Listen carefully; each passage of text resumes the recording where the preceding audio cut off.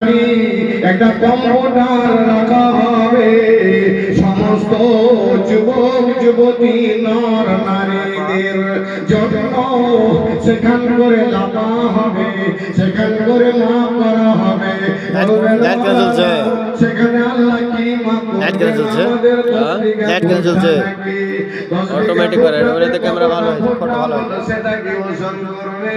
আমি বলবো হতভাগা, সেটা ভুট্টা ভোজন করা হবে না। বলবেন মাওলানা আমার দোকানে গড় ওজন হবে নাকি? বলে না। তবে ধান ওজন হবে নাকি? বলে না। পাট ওজন হবে নাকি? না। সরষে ওজন হবে নাকি? না। আমি বলবো এ আমার বাবুরা, আমার মায়েরা, সেখানে করে দুনিয়ার কোনো জিনিস ওজন করা হবে না।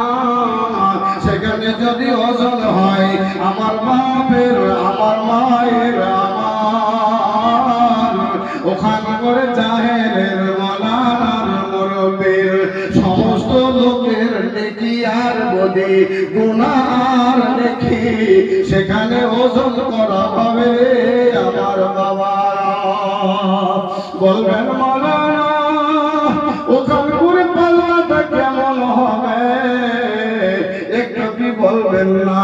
কিন্তু আল্লাহ বলছেন আমি পাল্লা কেন করবো, কত বড় পাল্লা হবে এটা আল্লাহ বলেন নাই।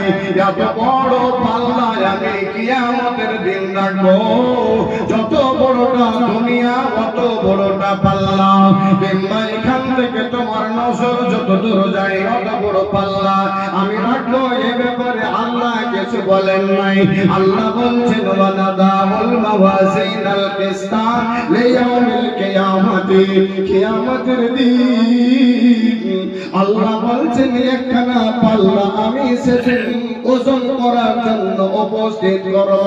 ফালা তাজল ফালা তুদলাম নাফসুন শাইআ, আমি আল্লাহ কোন নর নারীর উপর, আমি আল্লাহ কোন বান্দার উপরে জুলুম করব না, আমি অন্যায় করব না।